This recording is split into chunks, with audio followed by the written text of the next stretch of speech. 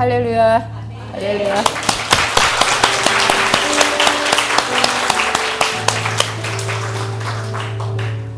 기도학교를 시작하는 것 자체가 승리한 거예요. 승리한 거예요. 제 목소리 잘 들리세요? 네, 마이크가 잘못됐나 그랬어요. 제가 어제 12시까지 잠을 못 자고 그래서 컨디션 관리도 실패해가지고 나 내일 기도학교 못하는 거 아니야? 기도학교 못하는 거 아니야? 그 생각을 했어요. 다행히 오늘 여기 섰잖아요. 예. 여러분들도 그쵸, 시간이 남아 돌아서 여기 앉아 계신 분은 아무도 안 계실 거예요. 예. 귀한 시간, 정말 하나님의 말씀을 사모함으로 오셨을 거고 하나님께서 한 사람 한 사람을 다 기억하시고 오늘 큰 은혜 내려주실 줄 믿습니다. 제목 볼까요? 우리 학교 다닐 때 연습 문제 많이 풀었죠. 예. 한 단원 끝나고 끝에 딱 연습 문제 나오면 여러분 반가웠어요? 야, 드디어 연습을 하겠구나. 내 실력이 확 늘겠네. 이런 생각이 들던가요? 근데 오늘 여기 연습이에요. 이런 연습은 학교를 막상 졸업하고 나서 제가 사회인이 되고 난 뒤에 저 연습이라는 단어가 반가워지기 시작했어요. 뭔가 연습을 할 수 있다는 거. 이게 실전 가기 전에 연습을 할 수 있다는 거. 이거 특별한 사람들만 누리는 이거 플러스거든요. 뭔가 플러스. 우리는 그런 오늘 작정기도 연습을 한번 하는 그런 마음으로 본문 말씀이 누가복음입니다. 함께 읽어보도록 하겠습니다. 예수께서 그들에게 항상 기도하고 낙심하지 말아야 할 것을 비유로 말씀하여 이르시되 어떤 도시에 하나님을 두려워하지 않고 사람을 무시하는 한 재판장이 있는데 그 도시에 한 과부가 있어 자주 그에게 가서 내 원수에 대한 나의 원한을 풀어주소서 하되 그가 얼마 동안 듣지 아니하더라. 내가 하나님을 두려워하지 않고 사람을 무시하나 이 과부가 나를 번거롭게 하니 내가 그 원한을 풀어주리라. 그렇지 않으면 늘 와서 나를 괴롭게 하리라 하였느니라. 주께서 또 이르시되 불의한 재판장이 말한 것을 들으라. 하물며 하나님께서 그 밤낮 부르짖는 택한 자들의 원한을 풀어주지 아니하시겠느냐. 그들에게 오래 참으시겠느냐. 내가 너희에게 이르노니 속히 그 원한을 풀어주시리라. 그러나 인자가 올 때 세상에서 믿음을 보겠느냐 하시니라. 네, 여러분들 잘 아는 예화인데요. 이런 예화 속에도 좀 재밌는 우리가 미처 잘 발견하지 못한 것들이 숨어 있어요. 제가 오늘 몇 개나 말씀드릴 수 있을까 싶은데 한번 즐겁게 보죠. 맨 처음에 예수님께서 항상 기도하고 낙심하지 말아야 할 것을 비유로 말씀하여. 이 누가가 쓴 복음서잖아요. 누가복음. 누가가 참 친절하게 요 예화의 숨은 의미를 우리한테 딱 말해주고 있어요. 요점을 정리를 해서 그냥 예화만 들어놓으면은 그게 무슨 뜻인지는 우리 몫이거든요. 생각해야 되는데 여기서 누가가 썼는지 누가가 썼죠. 누가가 친절하게 여기다가 핵심을 말해놓은 거예요. 뭐라고요? 항상 기도하고 낙심하지 말아야 할 것을 비유로 말했어요. 항상 기도하고 낙심하지 말아라. 그 뜻으로 이 얘기를 했다는 거예요. 근데 제가 여러분들한테 국어 문제 하나를 내볼게요. 요 지금 8절까지잖아요. 여기서 항상 기도하고 낙심하지 말아야 할 것과 같은 의미의 한 단어가 있어요. 딱 같은 의미의 한 단어. 마지막에 있어요. 8절에. 항상 기도하고 낙심하지 말아야 할 것. 이것과 같은 뜻의 한 단어가 8절에 뭐예요? 믿음. 믿음이란 뭐라고요? 기도하고 낙심하지 않는 게 믿음이에요. 그런데 예수님께서 이렇게 말씀하셨어요. 당신이 이 세상에 올 때 믿음을 보겠느냐? 이런 믿음이 있다 없다? 잘 없다. 잘 없다는 거예요. 이 없는 거 하는 사람, 그 사람 하나님께 딱 눈에 든 거죠. 이 없는 거를 너희 중에 누가 할 자가 있느냐? 이렇게 말씀하시는 거예요. 믿음이 그냥 믿음이라고 얘기를 하면 되게 추상적이에요. 그래서 사람들이 나 믿어. 나 믿는다니까. 나 믿음 좋아. 확고하게 믿어. 예수님이 계신지. 확고하게 믿어. 천국 지옥이 있다는 것도 믿어. 교회 가면 하나님이 계시다는 거 믿어. 그런데 믿음이 그게 아니라는 거예요. 믿음은 물론 그거 포함하는 거긴 한데요. 믿음의 핵심은 기도하고 낙심하지 않는 게 믿음이라는 거죠. 그것이 믿음의 핵심으로 들어가 있다라는 거예요. 그런데 이 믿음이 얼마나 희귀한지 예수님께서 약간 탄식하시면서 말씀하시는 거예요. 인자가 세상에 올 때 이런 믿음을 보겠느냐. 다시 또 말하면 어떤 도시에 이제 예수님께서 비유를 하신 게 어떤 도시에 재판장이 있었는데요. 이 재판장 앞에 수식어가 있어요. 수식어가. 하나님을 두려워하지 않고 사람을 무시해요. 율법의 이 계명을 다 뭉개버린 사람이에요. 율법의 가장 핵심 강령이 뭐예요? 하나님 사랑. 하나님을 어떻게 사랑해요? 내 마음을 다하고 목숨을 다하고 뜻을 다하여 하나님을 사랑하라는 거예요. 이 계명은 내 이웃을 내 몸과 같이 사랑하라. 근데 이 사람은 뭐예요? 하나님을 두려워하지 않아. 율법 그런 거 필요 없어. 그리고 사람을 무시해요. 한마디로 말해서 정말 하나님과 아무 상관이 없고 지옥 자식이에요. 가장 악한 자라고 보면 돼요. 가장 악한 자. 그런데 이 사람의 직책이 뭐예요? 재판장이에요. 이 재판장이요. 오늘날 재판장하고 많이 달라요. 요즘의 재판장은 여기 이 사도행전 18장에 나오는 이런 권세가 없어요. 요즘의 재판장은 자기가 재판 열고 싶다고 재판 열어요? 재판 누가 열어요? 검사가 기소를 해야 돼요. 기소권이 검사에게 있어요.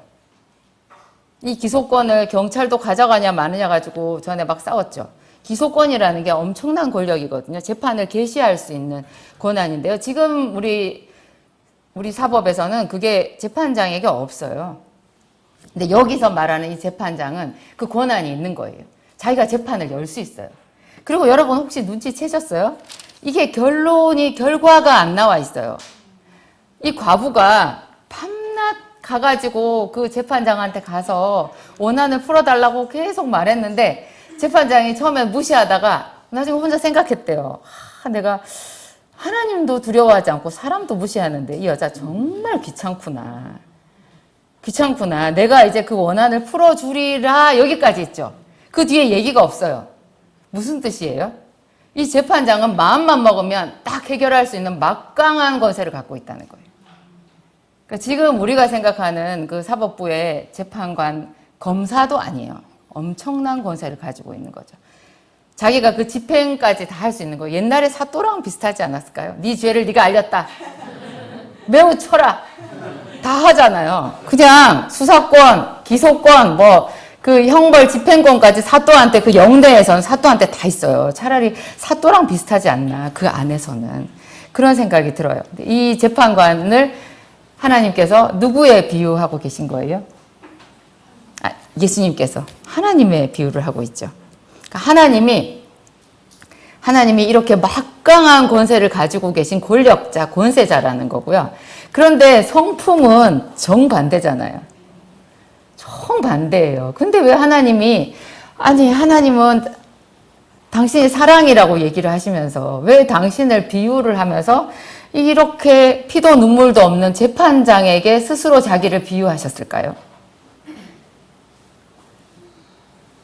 제가요, 이건 조금 엉뚱한 이야기인데요. 제가 만든 약 생기산 있잖아요. 갑자기 지금 그 생각이 났어요. 제가 생기산 걱정되는 분들은 먹지 말라 그래요. 먹지 말라 그러니까 더 많이 오신대요. 저는 진심이었어요. 정말 저는 어떤 사람은 전 국민이 먹을 수 있게 생기산 가격을 내려라 그러는데 누구 잡으려고. 큰일 나죠. 제가 얼마나 힘들겠어요. 이건 먹을 만한 사람들만 먹는 거예요. 저는 그래서 적당히 생기산 어디서 나쁜 약이다 막 이렇게 말하는 거 우리 직원들이 얘기하면 내버려둬 그래요. 내버려둬. 그 나쁘다고 말을 해야 그거 먹고 겁먹고 사람들이 좀 안 오지. 그것까지 각오하고 오는 사람들이라야 우리가 같이 갈 수 있지. 하나님이요 거르는 거예요 사람들을. 하나님은 요즘 말로 하면 약간 츤데레라는 거 아세요? 우리는 있잖아요. 이미 하나님이 사랑이다, 사랑이다, 사랑이다 해도 그 말을 안 믿어요. 여러분, 하나님이 사랑이다 하면 하나님 정말 사랑이세요. 당신이 정말 사랑이셨군요. 그래서 막 눈물이 나요. 오히려 하나님 막 사랑이다, 너무 좋다, 막 이렇게 어제 오녀 목사님이 그렇게 막 얘기를 하셨는데 들을 만한 사람들은 그 말을 듣고 어제 굉장히 감동이 있었어요. 굉장히 감동이 있었는데 제 생각에는 그래요. 이 세상 사람들은 사랑 좋아하고 있네. 그럴 거예요, 아마. 너무 사랑이다라고 말했을 때 그게 오히려 더 사람들한테 좀 더 비웃음이 될 수가 있거든요. 그런데 그 중에서 들을 귀 있는 자는 듣는 거죠. 그리고 또 한 가지 측면이 있는데요. 정말 기도를 하잖아요. 진짜로 하나님 앞에 믿음을 가지고 낙심하지 않고 기도를 하는 믿음의 사람이 있다고 쳐요. 잘 없다 그랬잖아요, 지금. 잘 없다 그랬어요. 예수님이 잘 없다 그랬는데 어찌 흔하겠어요, 그런 사람이. 있다고 쳐요. 그 사람이 필연적으로 느끼게 되는 하나님이 이 재판장 같은 거예요. 여러분, 깊은 기도로 들어갈 때, 깊은 기도로 들어가면 그 가는 과정에서 막 하나님이 사랑이고 작정 기도를 하면 작정 기도 하는 내내 막 하늘문이 열리고 기쁨이 넘치고 하나님이 막 느껴지고 이렇지 않아요.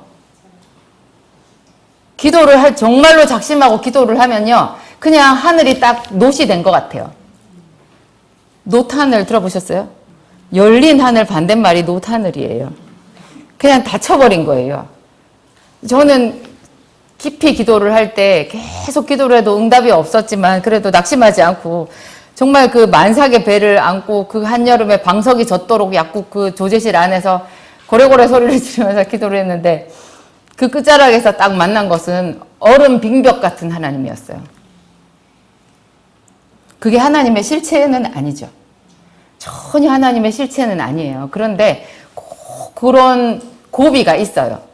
그 고비를 지나야 정말로 하나님 앞에 그 은혜로우신 하나님 앞에 나가는 거예요. 꼭 그 고비가 반드시 있어요. 그래서 예수님께서 그 고비를 넘길 자가 있겠느냐. 그렇게 차가운 하나님을 두려워하지 않고 사람을 무시하는 재판장같이 피도 눈물도 없는 것 같은 하나님은 나 따위 기도는 완전히 무시하시는구나. 하나님이 어떻게 나한테 이렇게 침묵하실 수가 있어. 이 마음이 드는 그 고비를 넘길 만한 사람이 있겠느냐 하신 거예요. 그게 진짜 믿음이라는 거죠. 그 고비를 넘기면 정말로 그 푸른 초장에 모든 것을 예비해 놓으시고 어제 오녀 목사님은 그 깊은 바다에 막 그 물 속에 있는 그 하나님의 사랑 속에 충만한 그 모습을 막 얘기를 하셨어요. 중고청 기도회 안 나오신 분들은 못 알아듣죠. 어제 굉장히 은혜가 됐었어요. 처음 받았어요. 여기 받으신 분들도 계실 텐데 참 좋더라고요. 그 하나님의 사랑. 그게 뭐 그냥 초신자한테 그런 느낌이 오기도 해요. 오기도 하는데 정말로 우리가 살아가면서 믿음의 훈련을 하잖아요. 깊은 그런 기도 가운데 나아가면 이런 피도 눈물도 없는 재판장 같은 하나님과 맞닥뜨리게 되어 있어요. 그게 마귀의 술수이기도 하고요. 하나님께서 우리를 좀 더 깊은 기도로 초청하시기 위해서 일부러 그렇게 하시는 것 같기도 해요. 정말 마귀도 그렇게 많이 해요. 제가 만났던 그 빙벽의 하나님은 제가 생각했을 때 그것은 하나님이 저를 테스트하신 게 아니고 그건 마귀가 한 거였어요. 그렇게 차가울 수가 없었어요. 그냥 온 몸으로 다 느껴지는 거예요. 그 냉기라고 하는 것은 실제로 냉기였거든요. 그때 한여름이라 제가 방석이 다 젖었다고 그랬잖아요. 제가 깔고 앉아있는 방석이 진짜로 반쯤 이렇게 축축해질 정도로 그렇게 땀이 나는 때였는데 그 오싹한 거, 뼈골까지 스며 들어오는 그 냉기가 그 빙벽에서 나오는 것 같았어요. 제가 빙벽 앞에 앉아 있더라고요. 근데 어떤 음성이 딱 음성이라고 하기도 그런데 하여튼 분명하게 제가 알아들을 수 있는 말로 하는 게 네가 섬기는 하나님, 네가 기도하는 하나님이 이렇다라고 했어요. 그것은 거부할 수 없는 거절감이었어요. 진짜 내가 피할 수 없는 거절감. 그건 수로보니게 여인한테 자녀의 떡을 취하여 개들에게 던짐이 마땅치 않다라고 했을 때 그 수로보니게 여인이 느꼈을 느낌이랑 아마 비슷하지 않았을까요? 근데 제가 그때 어떻게 해요? 그게 느낌이 오더라고요. 아, 기도해봐야 하나도 소용이 없다라는 그게 있잖아요. 그냥 그대로 현실로 느낌이 왔는데 제가 그랬어요. 안 들어줘도 나는 갈 데가 없다고. 안 들어주셔도 나는 여기 있을 거라고. 갈 데가 없다. 그렇게 말했더니 그게 한 하루 이틀 지나면서 싹 거쳤어요. 놀랍게 거쳤어요. 그리고 하나님의 축복의 문이 열렸거든요. 그래서 예수님께서 이 특이한 비유를 여기다 해놓으신 거예요. 그 고비를 넘길 자가 있느냐. 그리고 제가 이제 아까 그 믿음이라고 하는 것이 어떤 상태가 아니고 적극적인 일이라고 여러분들한테 말씀을 드린 거예요. 보통 사람들은 나 믿는다니까 이렇게 얘기를 하잖아요. 그런데 우리의 믿음을 지속적으로 이렇게 빼먹는 것들이 있어요. 우리의 죄가 그 믿음을 갉아먹고요. 우리가 어제 그저께 먹었던 밥이 지금 뱃속에 없는 것처럼 우리의 믿음, 성령 충만 이런 것도 자꾸 소멸돼요. 그래서 이것을 유지하려고만 해도 굉장히 그 노력과 에너지가 들어가거든요. 그래서 믿음은 상태가 아니라 일이에요. 그래서 예수님께서 말씀하시기를 어디죠? 마태복음 22장 펼쳐주세요. 함께 읽겠습니다.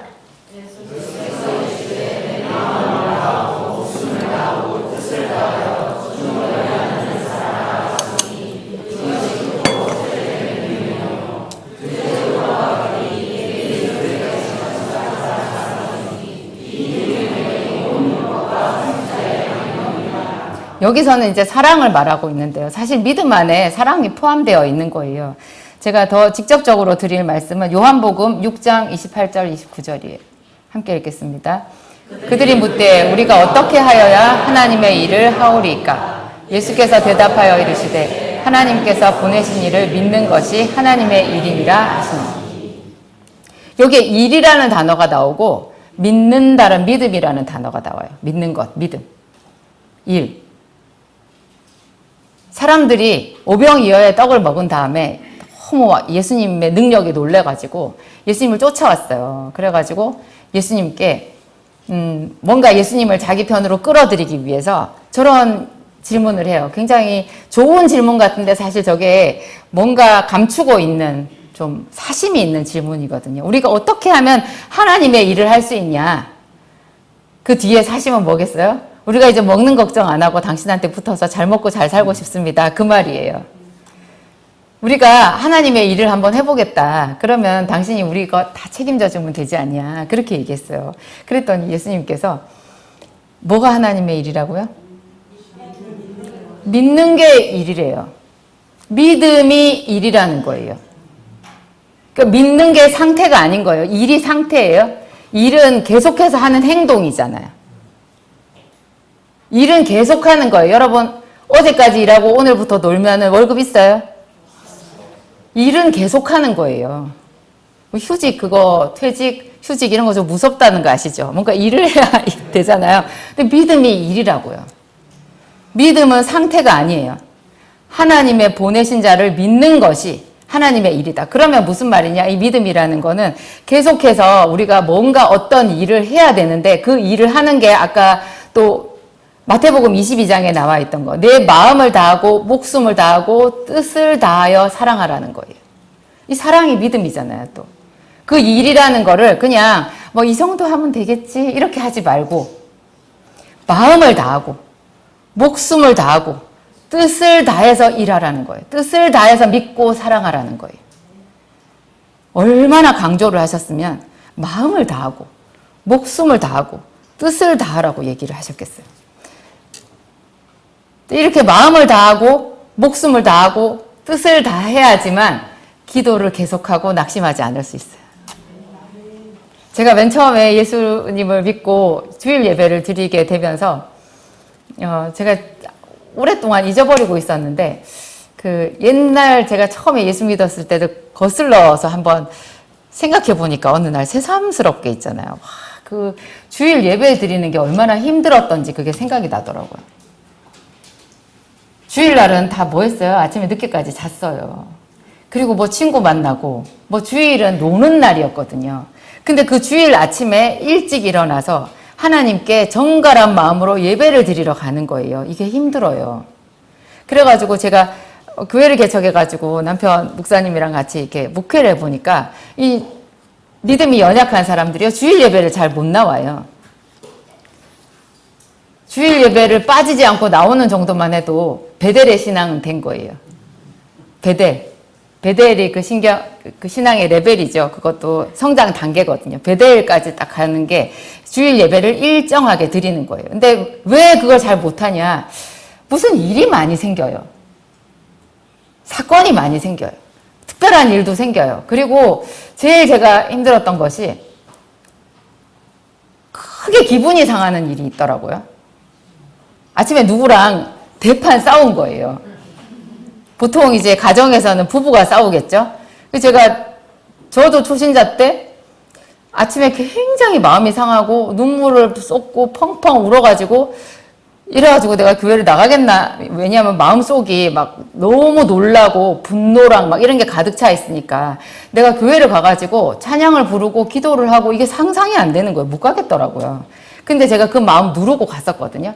그러니까는 온 몸과 마음이 그냥 다 너덜너덜해진 것 같았어요. 그래서 내가 남들이 보기에는 멀쩡한 옷을 입고 가는데요. 멀쩡한 머리를 해갖고 가는데 제 느낌에는 내 머리도 이렇게 된 것 같고, 우리 옛날 사투리로 수세망탱이라고 그랬어. 여기 옷도 그냥 다 풀어헤치고 그냥 지저분하고 그렇게 돼가지고 제가 예배 자리에 간 것 같은 느낌?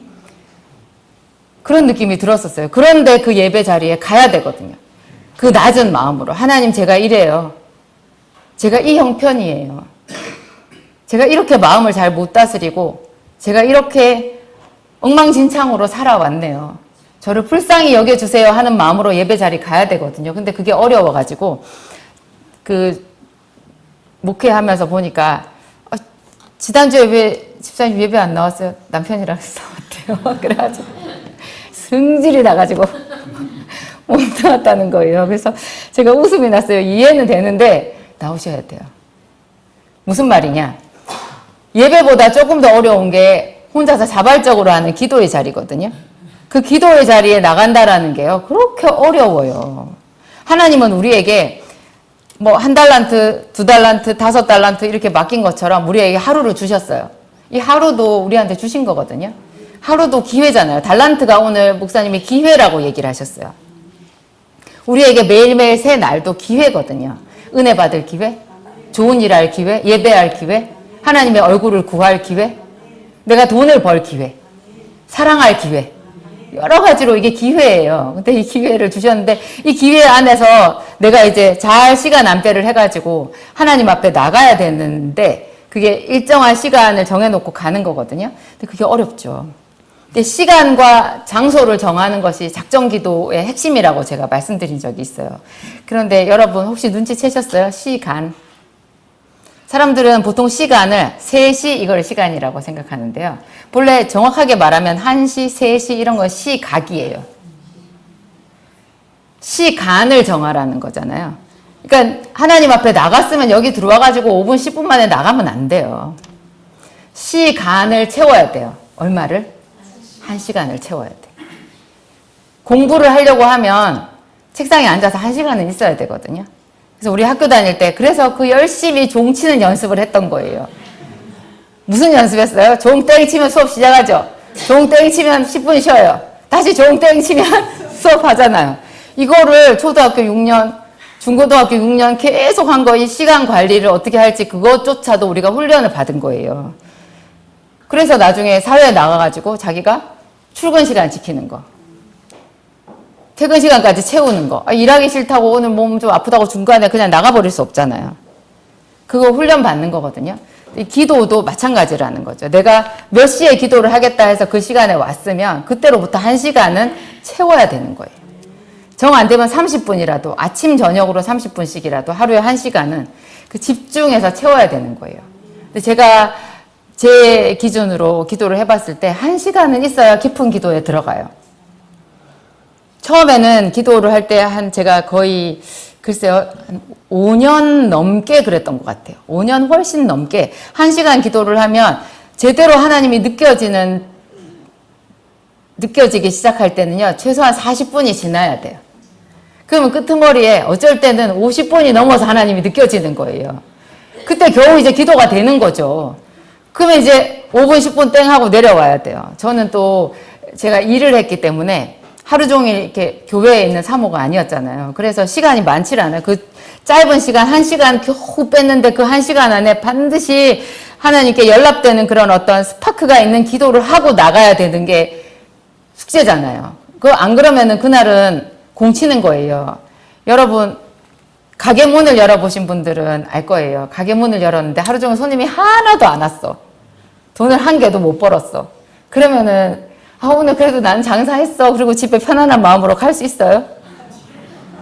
기도가 그래야 돼요. 기도를요, 사람들이 여기 와가지고, 난 그래도 기도했어 하고는 아무 느낌 없이 그냥 나가는 사람들이 있는 것 같아. 제 생각에. 그러면 안 돼요. 어떻게 가게 문을 열고 매출이 하나도 없이 그냥 가게 문을 닫고 집에 가면서 룰루랄라 하면서 가는 사람이 있겠냐고요. 그건 믿음 아닌 거예요. 하나님 앞에 와서 집중해가지고 어떻게든지 그 하나님이 느낌이 와야 돼요. 그래서 우리가 말씀도 기도할 때 쓸 말씀도 미리 준비를 하고 준비해서 오거든요. 오늘 무슨 말씀으로 기도를 할 것인가? 오늘 하루 종일 내가 하나님을 어떻게 느끼고 그 자리에 갈 것인가? 그래가지고 말씀, 어떤 말씀이라도 한두 구절, 제가 지난주에도 해보셨어요? 말씀드렸죠. 오늘은 무슨 양식을 먹을 것인가? 오늘 점심은 메뉴가 뭔가? 비빔밥인가? 한식인가? 일식인가? 어떤 산부인과 원장님을 제가 아는데 그 산부인과 원장님이 참 의사 선생님으로서 어떻게 저런 생각을 하시나 할 정도로 참 좋은 마음을 가지고 병원을 하시더라고요. 제가 산부인과에 갈 일은 없지만 한번 가보고 싶었어요. 그분이 그 입원실도 있고 한 그런 산부인과인데요. 자기 병원에 식당을 레스토랑처럼 만들었대요. 그리고 정말 아주 실력 있는 영양사를 몇 번의 시행착오를 거쳐서 영입을 했대요. 그분의 목표가 뭐냐? 자기 직원들이 아침에 일어나가지고 즐겁게 출근을 하게끔 해주는 게 자기 목표라는 거예요.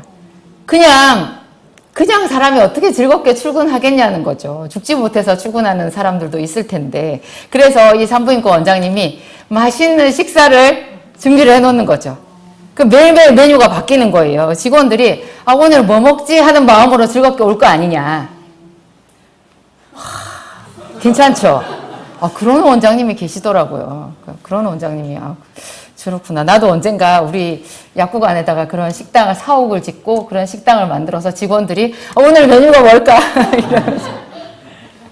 그런데 하나님의 말씀, 내가 오늘은 어떤 말씀을 먹을 것인가? 어떤 말씀으로 오늘 이 하루를 지탱하고 하나님을 찬양하고 하나님을 느끼고 살아갈 것인가? 그거를 매일매일 말씀을 생각하셔야 되거든요. 매일매일 말씀이 달라져야 하는 건 아니에요. 한 달 동안 똑같은 한 말씀으로 할 수도 있어요. 그게 이제 세상 음식과 하나님의 말씀이 다른 점인데요. 한 달 동안 제가 시편 22편으로 산 적도 있었거든요. 네. 그래서 어떤 말씀이든지 그 말씀을 가지고 그렇게 있다가 이 기도 시간에 딱 나와서 그 말씀을 가지고 하나님 앞에 기도를 시작해서 자기의 기도 제목을 올려드리고 방언도 하고 그렇게 하면서 하나님을 느끼고 돌아가는 거죠. 그게 이제 시간과 장소를 정하는 작정 기도인데요. 이 작정 기도를 본래 작정이라고 하는 것은 제목을 정하고 그 다음에 기간을 정하는 것까지 플러스가 작정 기도예요. 시간, 장소, 그 다음에 기도 제목이 있죠. 그 다음에 얼마 동안 기도를 할 건지. 이게 또 드라마잖아요. 우리 하나님이요. 참 그게 멋있는 아버지예요. 정말 멋있는 선생님이에요. 어떤 선생님들 중에서는요, 애들을 공부하게끔 하려고, 받아쓰기 100점을 3번을 연달아 맞으면 상을 줬었어요. 제가 초등학교 1학년 때. 제가 그 상을 주는다는 그 말을 미처 못 들었거든요. 제가 왜 못 들었는지 모르겠는데 못 들었어요. 그냥 받아쓰기 시험을 보고 이렇게 했는데, 어느 날 3번 연속 100점을 맞은 아이가 상을 받는 현장을 목격했어요. 수업 끝나고 마지막 시간에 선생님이 항상 받아쓰기를 했었거든요. 초등학교 1학년 때 했었는데 그냥 몇 번 틀리기도 하고 틀려서 좀 속상하고 그냥 그런 정도였는데 세상에 어떤 남자애가 제가 지금도 그 남자애가 상 받으러 나가던 모습이 눈에 그려져요. 제가 그날 얼마나 눈에 불이 나왔던지. 저게 뭐야? 저게 뭐야? 세상에 상을 받아? 그랬거든요. 근데 걔가 100점을 연달아 3번, 중간에 한 번 100점 안 맞으면 앞에 2번 100점 맞은 거 날아가는 거예요. 3번 연달아 100점을 맞았을 때 선생님이 노트 한 권을 줬는데요. 우리 때 노트는 지금 노트하고 느낌이 달랐어요. 정말 그거는 아이들한테 마치 금괴 같은 거였어요. 금반지 같은 거였어요. 얼마나 그것이 눈부시게 보이는지. 근데 우리 하나님이요, 그렇게 해놓으셨어요. 이게 작정을 하는 거를 인정해 주시잖아요. 본래 기도는 어떻게 하는 거예요? 오늘 18장 1절에 항상 기도하고. 기도는 본래 평생 하는 거예요. 평생 하는 거예요. 당연히 하는 거예요. 근데 너무 평생 너무 당연히 이렇게 하면은 좀 동기부여가 안 되잖아요. 그래서 우리 하나님이 또 연약한 우리들을 생각하셔가지고 작정 기도를 인정을 해주시는 거예요. 그 작정 기도의 표본이 성경에 많이 나오잖아요. 많이 나오죠. 여리고 기도 7일 동안 해가지고 7일 동안에 한 가지 집중해가지고 난공불락의 성이 무너져 버렸어요. 그게 여리고 성이 무너진 그 이야기를 하시려고 하나님이 그 캐묵은 옛날 이야기를 하시려고 그 이야기를 거기다 써놓으셨겠어요? 우리 하나님은 새로운 하나님이시거든요.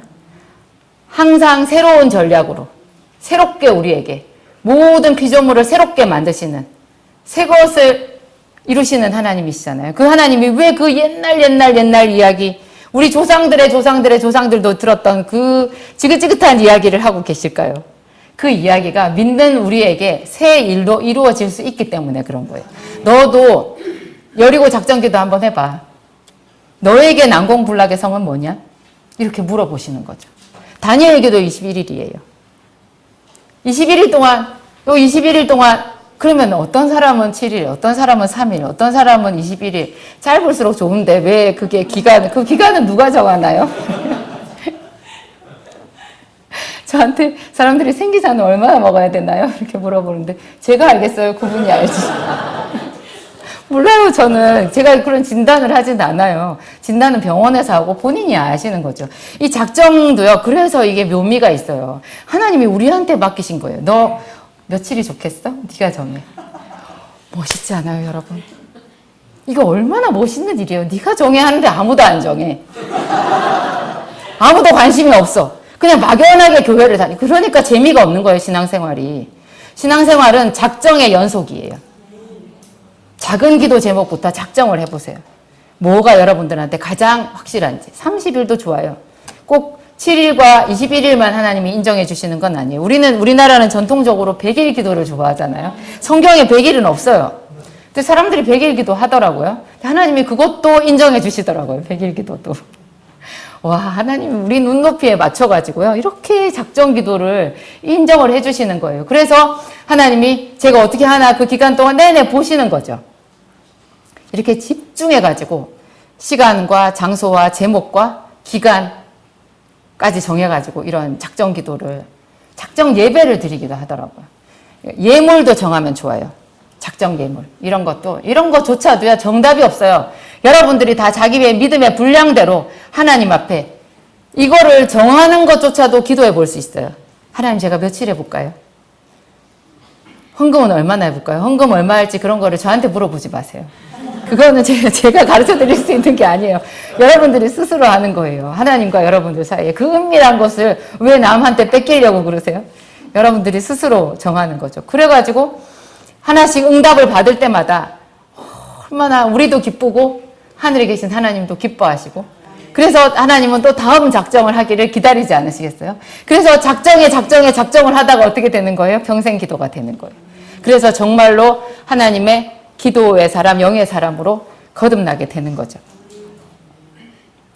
예수님께서 이런 기도의 보온을 우리에게 보여주셨어요. 저는 히브리서 5장 7절을 굉장히 좋아하는데요. 한번 열어볼까요? 함께 읽겠습니다.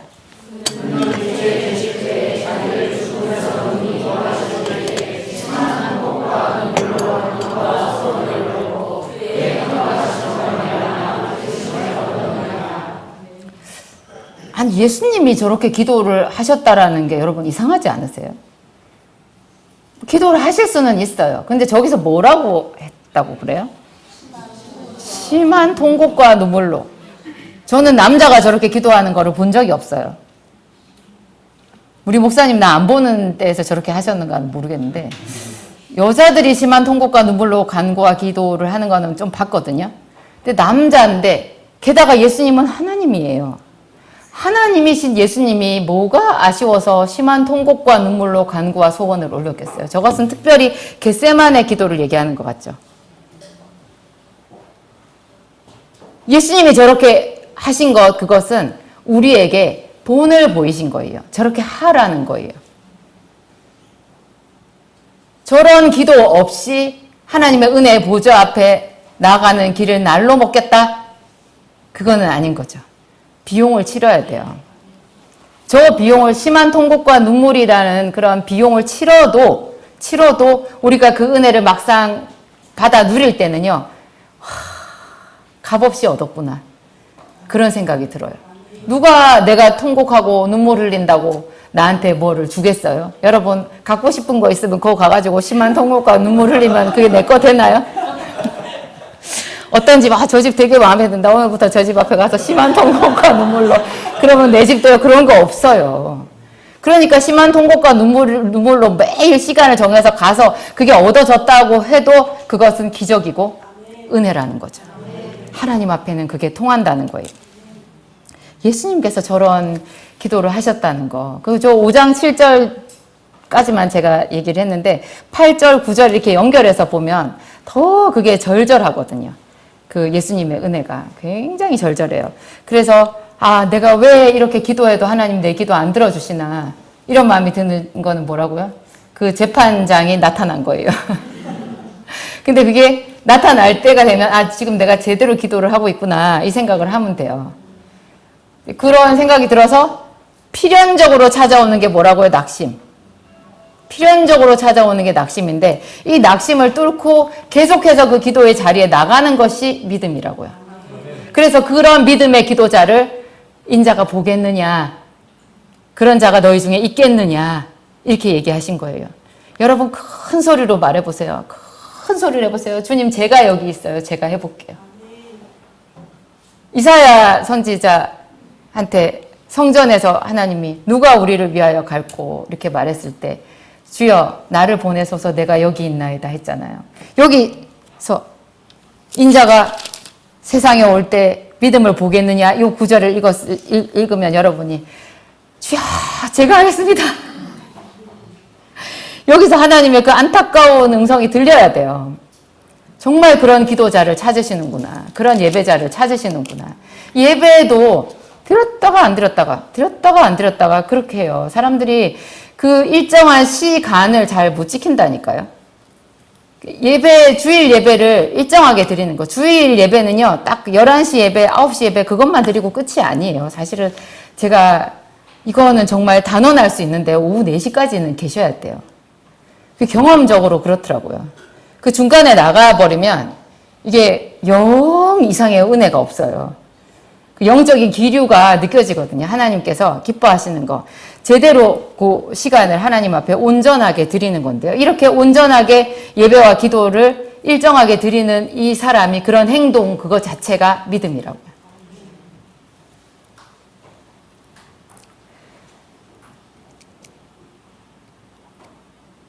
시편 43편. 이거 사실은 이거 개역 한글판으로 봐야지 정말 이게 딱 시적인 그 맛이 나는데 함께 읽어보겠습니다. 주의 빛과 주의 진리를 보내시어 나를 인도하시고 주의 거룩한 산과 주께서 계시는 곳에 이르게 하소서. 그런즉 내가 하나님의 제단에 나아가 나의 큰 기쁨의 하나님께 이르리이다. 하나님이여 나의 하나님이여 내가 수금으로 주를 찬양하리이다. 개역 한글판에는요. 주의 빛과 주의 진리를 보내어 나를 인도하사 주의 성산과 장막에 이르게 하소서. 성산과 장막에 이르게 하소서. 그런즉 내가 하나님의 단에 나아가 극락의 하나님께 이르리이다. 큰 기쁨이 극락. 가장 큰 최고의 기쁨의 하나님께 이르리이다. 하나님이여 나의 하나님이여 내가 수금으로 주를 찬양하리이다. 이게 그냥 시적으로 읽고 잊어버릴 수 있는 그런 구절인데요.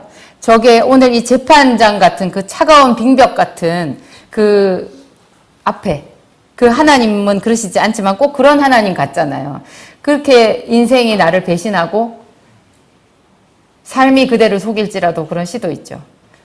하나님께서 나를 속이신 것 같이 그렇게 생각이 들 때도 있어요. 그렇게 우리가 낙심하고 좌절하고 그렇지만 또 기도를 해야 되잖아요. 그때 그런 낙심 가운데에서도 이 기도의 자리에 다시 나오는 거, 그거 자기를 쳐서 복종시켜서 이 자리에 끌고 나오는 거거든요. 걔만 끌고 나오지 않아요. 자기가 자기를 끌고 나와야 돼요, 여기. 내가 나를 끌고 나온 적이 참 많이 있었어요. 진짜 나오기 싫거든요.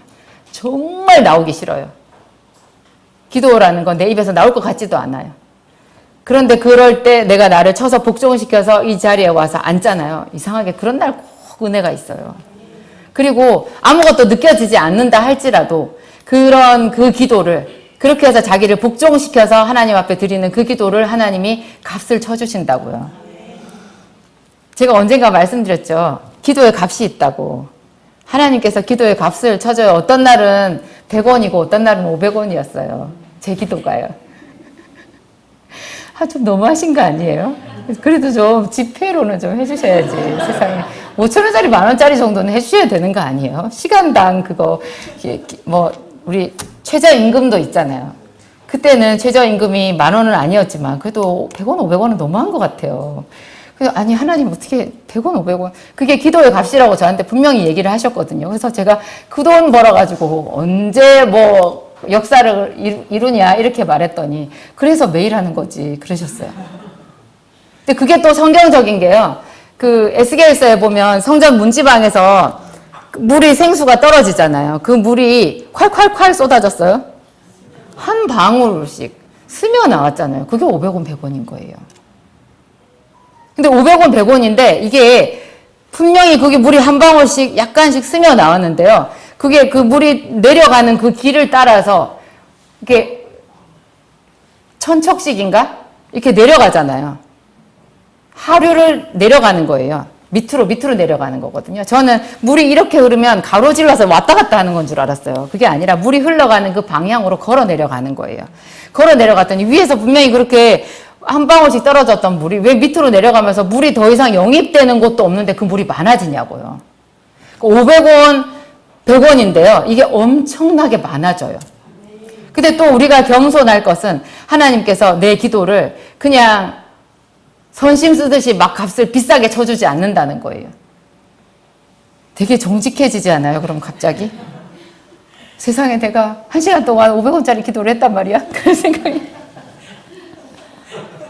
하나님이 우리를 그러니까는 정확하게 저울에 달아보시는 거예요. 그냥 아이고 이놈 이쁘다 하고는 왕창 주지 않는다고요.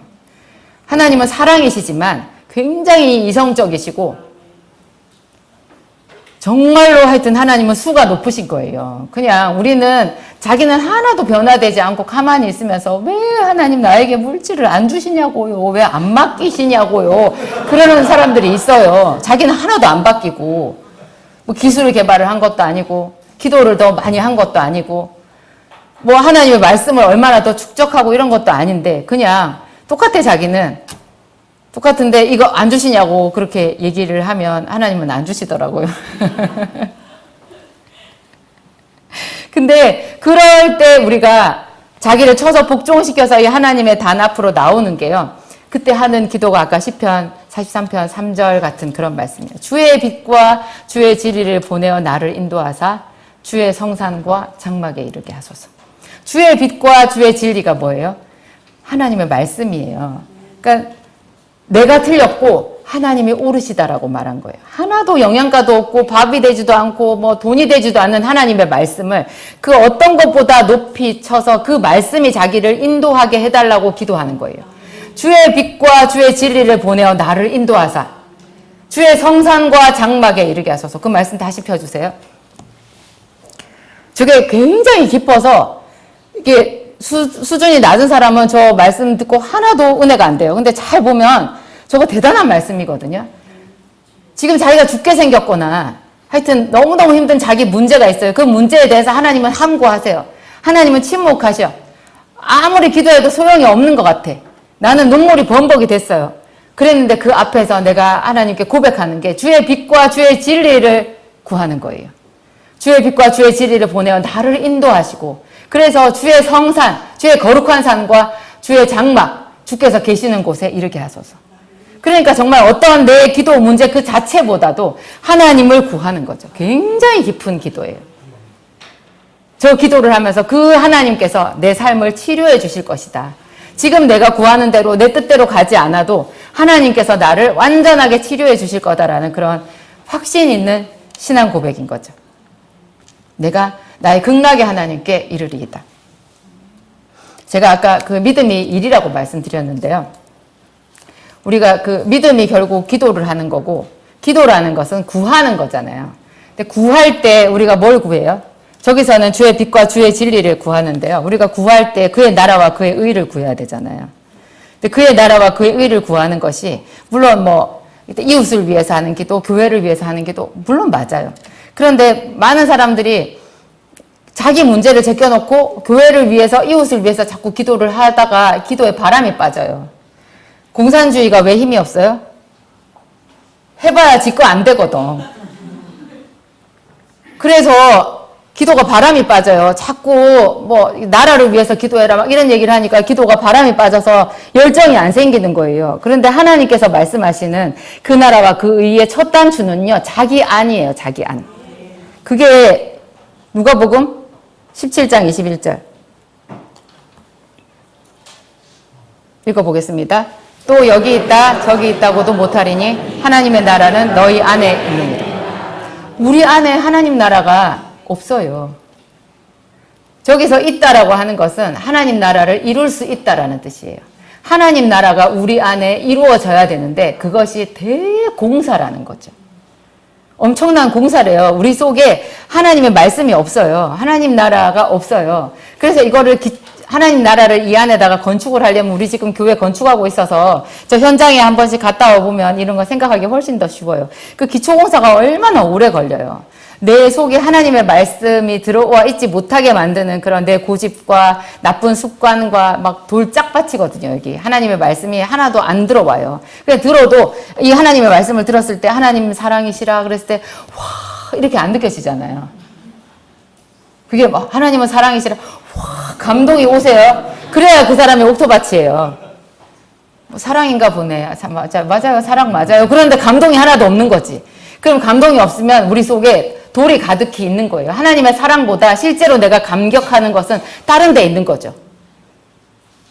이런 것에서 우리가 우리 자신을 새롭게 해야 된다는 거예요. 그래서 계속 어울리지도 않는 하나님의 말씀을 우리 속에 집어넣는 거예요. 막 집어넣고, 이게 집어넣고 하는 게, 우리 오늘 목사님 말씀하셨잖아요. 저 공사 현장에서 일하시는 현장 근로자들이 많이 힘들다고. 그래서 그분들 위해서 기도하라고 그러잖아요. 우리도 우리 안에 하나님 나라를 이루려고 하면요, 힘들어요. 쓰러질 지경이에요. 그런 마음으로 여러분, 기도하시고, 항상 낙심치 마시고, 제가 어제 낙심할 뻔했어요. 기도하시겠습니다. 기도의 본을 우리에게 보여주신 하나님 감사합니다. 우리 주께서 육체에 계실 때 심한 통곡과 눈물로 간구와 소원을 올렸습니다. 또한 주 예수님께서 인자가 세상에 올 때 믿음을 보겠느냐 말씀하셨습니다. 항상 기도하고 낙심치 않는 것이 믿음이라고 오늘 우리에게 말씀하셨습니다. 하나님, 우리 아버지, 우리에게 기도를 가르쳐 주시옵소서. 날마다 기도할 수 있는 새 말씀을 우리에게 주시옵소서. 이 세상에 있는 어떤 것보다 하나님의 말씀에 도전받기를 원합니다. 그 말씀에 감격하는 사람이 되기를 원합니다. 그 말씀으로 우리 인생을, 내 마음속을 새롭게 만들어 가기를 소원합니다. 하나님의 말씀과 상관없이 살아왔고, 하나님 이 세상 것으로 감동하고 이 세상 것을 따라갔던 우리들 오랜 습관이 있습니다. 하나님 고쳐주시옵소서. 고쳐주시옵소서. 그래서 세상에 눌리는 자가 아니라 세상에 나아가서 빛을 발하고 하나님의 영광을 나타내는 당신의 그리스도인들이 되게 하여 주옵소서. 오늘 우리가 안디옥 교회에 모였습니다. 하나님, 안디옥 교회 그리스도인입니다. 우리 기도할 때 성령님께서 운행하여 주셔서 우리 한 사람 한 사람 기도의 새로운 문을 열어주시고 시간과 장소를 정하고 제목을 정하는, 기간을 정하는 그 작정 기도로 하나님의 영광을 보게 하여 주옵소서. 예수님 이름으로 기도합니다. 아멘.